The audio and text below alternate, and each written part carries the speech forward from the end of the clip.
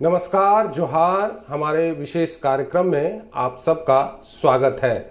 और आज हमारे खास मेहमान हैं गिरिडीह विधायक और झामुमो के नेता सुदीप सोनू। सुदीप जी, आपका बहुत बहुत स्वागत है हमारे इस विशेष कार्यक्रम में। आपने इतने व्यस्त समय में हम लोगों को टाइम देते हैं, यही इसके लिए आप लोगों का शुक्रिया। नहीं, आपके कार्यक्रम में आपके माध्यम से आपके दर्शकों का अभिनंदन, नमस्कार। और आपने भी इस चुनावी मौके पर मुझको अपनी बात रखने का मौका दिया, इसके लिए बहुत धन्यवाद। पहले गिरिडीह से ही बात करते हैं। सुदीप जी, क्या गिरिडीह का क्या माहौल लग रहा है आपको? देखिए, दो मोर्चों पर राजनीतिक मुद्दों के तौर पर हम लोगों ने इस चुनाव को देखा है और कहने का तात्पर्य सिर्फ एक बात का है कि इस इम्तिहान जो भी आने वाला है 20 नवंबर को, उसकी तैयारी हम लोगों ने सतत पिछले 5 वर्षों में की है। पहले मैं गिरिडीह की ही बात करूं तो मैंने गिरिडीह में एक संजीदा जनप्रतिनिधि की भूमिका के निर्वहन का बड़ा ईमानदार प्रयास किया है। यह तो जनता जनार्दन तय करेगी कि वो मेरे प्रयास का मूल्यांकन किस स्वरूप में करती है, लेकिन जहाँ तक उपलब्धियों की बात हम करें तो हमने कुछ बड़े कामों को करने का प्रयास किया है जिसके दूरगामी परिणाम गिरिडीह के जनता को दिखेंगे। सर जेसी बोस विश्वविद्यालय गिरिडीह में स्थापित हुआ, गवर्नमेंट इंजीनियरिंग कॉलेज हुआ, RK महिला के लिए एक विस्तारित कैंपस की भूमि प्रदान की गई, भवन का जीर्णोद्धार कराया गया लगभग 8.5 करोड़ रुपए की लागत से, चूँकि वो गिरिडीह जिले का एकमात्र महिला महाविद्यालय है। सड़कों में हमने बेहतर काम किया। गिरिडीह पचम्बा पथ का 4 लेनिंग प्रोसेस में है। बनियाडी जो एकमात्र हमारी सेंट्रल इंडस्ट्री है, उसको अप्रोच रोड को हम लोगों ने स्टेट के फंड से बनाया। गिरिडीह बाईपास 582 करोड़ की लागत से उसकी स्वीकृति मिली। पीरटांड मेरा एक बड़ा पिछड़ा उपेक्षित प्रखंड था, जहाँ आज़ादी के 75 वर्षों के बाद भी चीज़ें स्थानीय समय के अनुरूप नहीं थी। वहाँ भी 100 से ज़्यादा सड़कों का निर्माण कराया, दर्जन भर से ज़्यादा पुल बनाए, और सबसे महत्वपूर्ण पीरटांड के लोगों के जीवन यापन के लिए पीरटांड मेगा लिफ्ट परियोजना के नाम से एक सिंचाई परियोजना की आधारशिला हम लोगों ने रखी, जिसका काम चालू है। 639 करोड़ की यह योजना 165 गांव पीरटांड प्रखंड के उनको सीधे तौर पर सिंचित करेगी, और 116 नए तालाब का प्रावधान है 1-1 हेक्टेयर के, यानी 2.5 एकड़ के। तो मैं ये मानता हूँ कि रोजगार के अभाव में जो पलायन की बाध्यता थी पीरटांड के लोगों की, उसमें निश्चित रूप से कमी आएगी, और आने वाले दिनों में इन योजनाओं के दूरगामी असर लोगों के जीवन स्तर पर पड़ेंगे, गिरिडीह में भी पड़ेंगे। गिरिडीह में सोलर सिटी मैंने बनवाई, जो पूरे देश में 7 शहर सोलर सिटी के तौर पर चिन्हित हुए। उसमें गौरवशाली हूँ कि गिरिडीह को ले पाया। और सबसे मज़े की बात यह है कि इन 7 शहरों में शायद 6 शहरों में काम शुरू भी नहीं हुआ है, और हम लोगों ने यहाँ 6 मेगावाट सोलर रूफटॉप का इंस्टॉलेशन कर लिया। 12,000 से ज़्यादा स्ट्रीट लाइट का अधिष्ठापन हो गया। मिला जुला कर मुझको ऐसा लगता है कि मैंने बड़ी संजीदगी से अपने कर्तव्यों का निर्वहन किया है। बाकी तो जनता जनार्दन है। अब आते हैं झारखंड के पूरे चुनाव। चूंकि आपका अनुभव, राजनीतिक अनुभव, जैसा आपने कहा कि लगभग 35 सालों का है, आप एक आंदोलन के पृष्ठभूमि से आते हैं, तो कई चुनाव आपने देखे हैं, चाहे लोकसभा हो चाहे विधानसभा हो। इस बार का चुनाव आपको किस तरह का दिख रहा है? कैसा चुनाव है इस बार का? अगर राज्य गठन के उपरांत इस राज्य की राजनीति की चर्चा हम लोग करें तो फ्रैक्चर्ड मैंडेट, झारखंड नामधारी पार्टियों का बहुत सजगता और संगठित होकर चुनाव नहीं लड़ना भाजपा के लिए कहीं न कहीं वाकओवर बनता रहा है। आज इस 24 साल के झारखंड में 75% से ज़्यादा समय भारतीय जनता पार्टी ने शासन किया है। वो शासन यंकन प्रकरण भी हुआ, लोगों को तोड़कर भी हुआ, फ्रैक्चर्ड मैंडेट की वजह से हुआ, संगठित तौर पर चुनाव विपक्ष का न लड़ पाना ये भी एक मुद्दा रहा। लेकिन 2014 में 14 महीनों का कार्यकाल, और उसके बाद 5 वर्षों तक हम विपक्ष में बैठे, और रघुवर सरकार की नाकामियों को जनता तक ले जाने का हम लोगों ने बड़ा सशक्त प्रयास किया, और जिसका फलाफल भी हुआ। 2019 के चुनाव में झारखंड की जनता ने मुक्ति मोर्चा को बहुमत दिया। हमारे प्री पोल अलायंस ने कंफर्टेबल मेजॉरिटी विन की, और उसके बाद हम लोगों ने उन तमाम चीज़ों को जो देश के पैमाने पर चल रही थी उसको पलटने का प्रयास किया। अब आप ये समझना चाहेंगे कि ये मेरे कहने का तात्पर्य क्या है। मेरे कहने के तात्पर्य ये है कि आज़ादी के दरमियान जब देश का संविधान बनाया गया था तो उसमें भारत गणराज्य को एक कल्याणकारी राज्य के तौर पर निरूपित किया गया था, वेलफेयर स्टेट। हालिया दिनों में हम लोगों ने सरकार में, केंद्र की सरकार में यह चीज़ें देखी कि वेलफेयर स्टेट की अवधारणा को केंद्र की सरकार ने ध्वस्त किया। लेकिन हमारा यह स्पष्ट मानना था कि आप चाहे चाणक्य की नीति की बात करें, जहां वो कर संग्रह को पुष्प से मधु के तौर पर निकालने की बात करते हैं, जिससे कि पुष्प को क्षति न हो और मधु भी संग्रहित हो जाए, तो हम लोगों ने भी यही विचार किया कि कर संग्रह तो प्राथमिकता सरकार की जरूर है, लेकिन सरकार की प्राथमिकताओं में यह भी शुमार है कि उस संग्रहित कर से आपके समाज के अंतिम पावदान पर खड़े व्यक्ति के तकलीफ को कम किया जाए, उनके आंसू को पोंछा जाए। इसीलिए आप लोग घर तक गए, सरकार को आप लोगों ने कहा कि गांव से चलने वाली सरकार है, और उसी में बहुत सारे सर्वजन पेंशन हुआ, आवास योजना हुआ, या फिर चार हमारी फ्लैगशिप योजनाएं 4 मुद्दों पर चली। सरकार आपके द्वार के तौर पर हम लोगों ने पूरे प्रशासन को ग्रामीण जनता तक पहुंचाने का प्रयास किया कि प्रखंड मुख्यालय में बैठकर ऑफिस में हुक्म चलाने वाले अफसरों को हम लोगों ने यह बाध्य किया कि उनको पंचायत तक जाना होगा और पंचायत मुख्यालय में बैठकर जनता की बातों को सुनना होगा, निष्पादन करना होगा। तो सरकार आपके द्वार इसी विकेंद्रीकरण की प्रक्रिया का एक हिस्सा था जो हम लोगों ने किया। हमारे माननीय नेता ने इस बात को बड़ी मजबूती से अंगीकार किया और उसको लागू किया। तो सरकार आपके द्वार जो कार्यक्रम था, इसका 1.0 जो पहला प्रथम चरण था, ये निश्चित रूप से उस समय हमारी फ्लैगशिप योजना सर्वजन पेंशन योजना थी। उससे पूर्व की स्थिति यह थी, 19 से पूर्व की स्थिति यह थी भाई साहब की लक्षित जो टारगेट हमें मिलते थे केंद्र सरकार थे और उसको हम जिलों में बांटते थे, प्रखंडों में बांटते थे, तो बहुतेरे जो अर्हताधारी लाभुक हैं वो इससे वंचित रह जाते थे। सरकार ने दरवाजे खोल दिए। एक यूनिवर्सल पेंशन जिसका नाम सर्वजन पेंशन दिया गया झारखंड में, वो चालू हुई, जिसमें सिर्फ एक बाध्यता या अर्हता रखी गई कि लाभुक की उम्र 60 वर्ष होनी चाहिए। पड़ोसी राज्य बिहार 400 रुपया प्रतिमाह देता था, हम लोगों ने 1000 रुपया प्रतिमाह दिया, और हम लोगों ने 1 to all दिया, apart from cast and creed, जाति और धर्म से परे 60 वर्ष की आयु पूरी करने वाले हर वृद्ध को हम लोगों ने, यदि वो सरकारी नौकरी में सेवानिवृत्त हो सकता है तो सामान्य जीवन में भी सेवानिवृत्ति के लाभ उसको दिए जाने चाहिए। और कल्याणकारी राज्य की अवधारणा यह कहती है कि अगर आपका नागरिक वृद्ध है या अशक्त है तो सरकार को उसके जीवन यापन को सुलभ करने के साधन देने चाहिए। इस कार्यक्रम के चलते चलते हम लोगों को यह प्रतीत हुआ कि महिलाएं ग्रामीण इलाकों में 60 वर्ष तक तो बहुत वृद्ध हो जाती हैं, तो सरकार ने फिर उसको अमेंड किया और हम लोगों ने 50 वर्ष की आयु की तमाम महिलाओं को इससे जोड़ा और महिलाएं 50 वर्ष की उम्र में ही सर्वजन पेंशन योजना की हकदार बनी। ये SAD 1.0 का हमारी फ्लैगशिप योजना थी। दूसरी फ्लैगशिप योजना हमारी आई SAD 2.0 में, जिसमें जब हम लोगों ने देखा कि इस राज्य की आबादी के अनुपात में लगभग 9 लाख बच्चियां 8वीं क्लास में एडमिशन लेती हैं और 12वीं तक पहुंचते पहुंचते उसमें बमुश्किल 1,60,000 बचती हैं।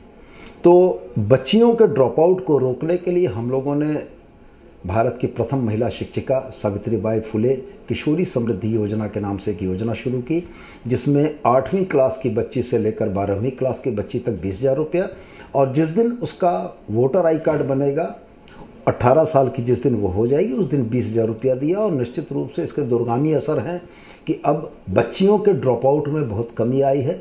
माँ बाप को यह लगता है कि नहीं, बेटी के पढ़ने का खर्च तो सरकार वहन कर रही है तो निश्चित रूप से पढ़ाना चाहिए।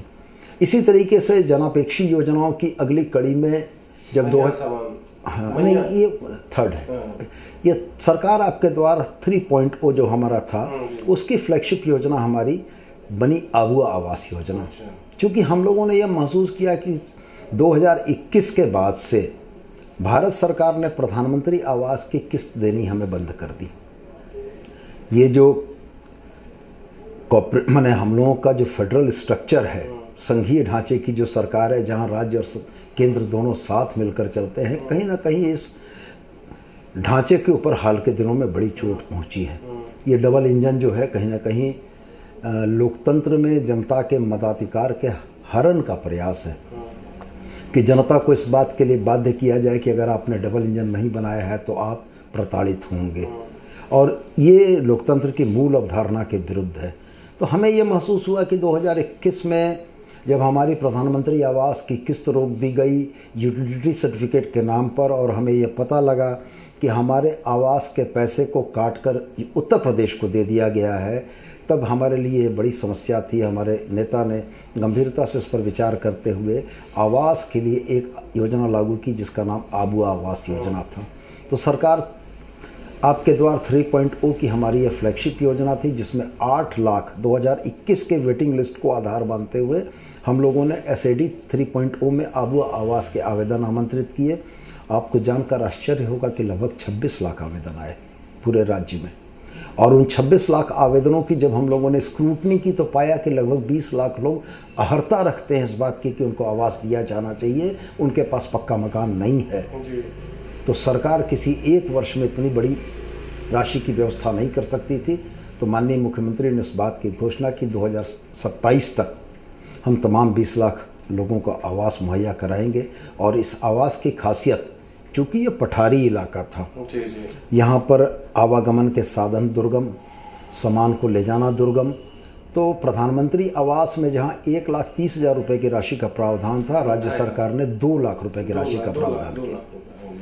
अच्छा, हमारे यहाँ अभी भी एकल परिवार की अवधारणा नहीं है, हमारे यहाँ संयुक्त परिवार। तो 2 कमरे का मकान किसी भी परिवार के लिए उचित नहीं था। तो माननीय मुख्यमंत्री ने उसमें एक अतिरिक्त कक्ष जुड़वाया, 3 कमरे का ये आबुआ आवास बना, और ये आबुआ आवास लोगों को मिला और निश्चित रूप से गरीब के आंसू पोंछने का काम हुआ। चौथी योजना की बात हम करें जो सरकार आपके द्वार 4.0 में आई, वो बड़ी महत्वाकांक्षी योजना थी। अपनी माँ बहनों को आर्थिक रूप से थोड़ा संबल करने का प्रयास था। इस योजना का नाम रखा गया झारखंड मुख्यमंत्री मैया सम्मान योजना। मैया शब्द नागपुरी में भी है, मैया शब्द खोरठा में भी है। तो हम लोगों ने बड़ा लक्षित शब्द चुना जो झारखंड की माने सुगंध से ओत-प्रोत है, और झारखंडी भाषा का यह शब्द था।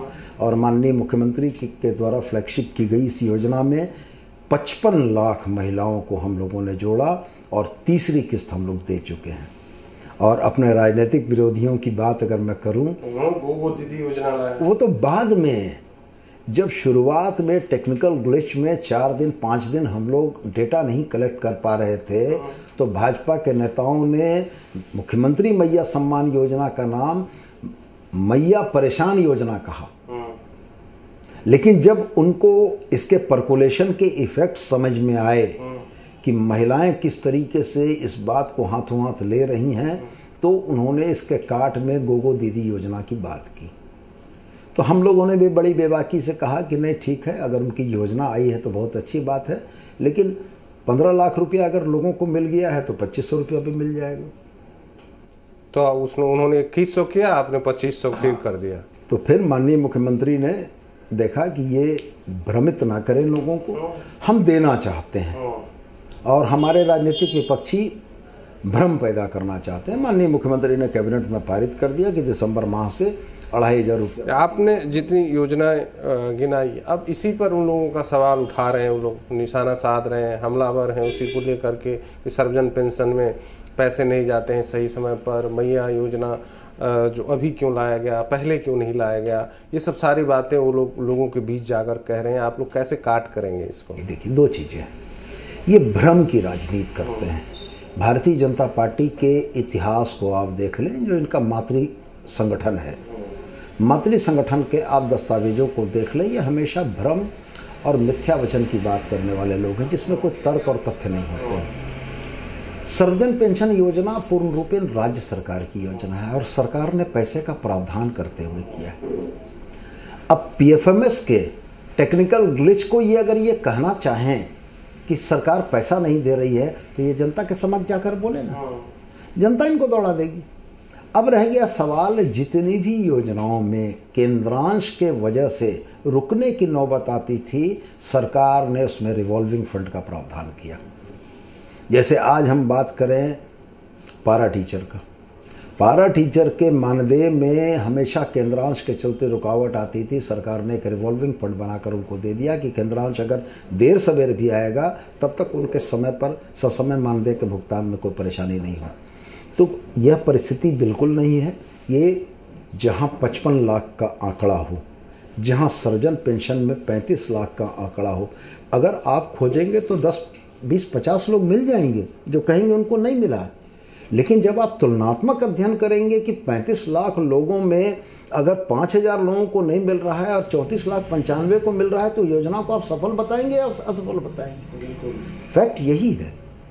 लेकिन और ये कहना कि योजना अभी क्यों लाए, तो यदि शासन झारखंड मुक्ति मोर्चा नीति सरकार में हेमंत सोरेन के समक्ष है, तो हेमंत सोरेन को इस बात का बिल्कुल राइट है, प्रिविलेज है कि राज्य की कल्याणकारी योजना को कब वो लागू करें। भारतीय जनता पार्टी के लोग कौन होते हैं? झारखंड की जनता ने तो उनको 24 वर्षों में 75% पीरियड दिया था, तो वो दे देते थे। अच्छा, आप थोड़ा सा राजनीतिक सवाल पे आते हैं सुदीप जी, कि वो लगातार सवाल उठा रहे हैं और उनका जो मुद्दा है वो लेके जा रहे हैं रोटी बेटी माटी और घुसपैठिया। आप लोग क्या मुद्दा लेकर के जाएंगे जनता के पास? हमारे पास जन कल्याणकारी योजनाएं और जनता के आंसू पोंछने के मुद्दे हैं। हम हवा की बातें नहीं करते हैं। हम लोगों ने जो कहा, हेमंत सोरेन जी की एक टैगलाइन है, जो कहा सो किया, और हमने जो कहा सो किया। अब रह गया भ्रम फैलाने के लिए जो मुद्दे ये उठा रहे हैं, रोटी बेटी माटी, तो ये बोल ही नहीं सकते हैं। ये उनके पास बोलने का कोई नैतिक अधिकार नहीं है।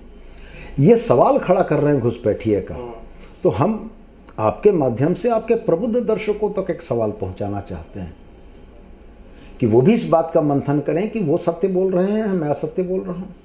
क्या झारखंड राज्य की सीमा कोई अंतर्राष्ट्रीय सीमा से लगती है? यदि अंतर्राष्ट्रीय सीमा से लगती है तो हमारे पर सवाल करते। क्या अंतर्राष्ट्रीय सीमा की चौकसी, पहरेदारी किसी राज्य के हाथ में है या भारत सरकार के गृह मंत्रालय के बॉर्डर सिक्योरिटी फोर्स के हाथ में है? तो मैं अगर उनकी बात मान भी लूं कि इन्फिल्ट्रेशन हुआ है, तो इस इन्फिल्ट्रेशन का दोषी कौन है? आदरणीय नरेंद्र मोदी जी 2014 से पहले ये भाषण देते थे कि जब देश की सीमाएं भारत सरकार के हाथ में है तो हिंदुस्तान में आतंकवाद आया कैसा, ये पूछते थे वो मंचों से। तो मैं भी पूछना चाहता हूं कि जब देश की अंतर्राष्ट्रीय सीमाएं बीएसएफ के अधीन हैं और बीएसएफ भारत सरकार के गृह मंत्रालय के अधीन है, तो यदि बांग्लादेशी घुसपैठिया आया तो आया कैसे? वो अगर यहां आया है तो पहले तो उसने सीमा पार किया है ना, कोई सुरंग बना के तो नहीं आया। और अगर आप सीमा की सुरक्षा में विफल हैं तो ये देश कैसे सुरक्षित हाथों में है भाई? और रह गया सवाल इस बात का, राजमहल के माननीय विधायक अनंत ओझा जी ने एक परिवाद दायर किया था डीसी साहबगंज के पास, और डीसी साहबगंज ने 4 सदस्यीय टीम बनाकर अफसरों की, जिसमें अनंत ओझा जी के भी प्रतिनिधि को रखा गया था, एक जॉइंट जांच की है और कहीं भी किसी बांग्लादेशी घुसपैठिए के घुसपैठ का प्रमाण नहीं मिला। अभी वक्त है एक ब्रेक का। अब घुसपैठियों की बात अगर वो करते हैं तो अपने देश के गृह मंत्रालय पर सवाल खड़ा करते हैं। वो हमको अक्षम नहीं बोल रहे हैं।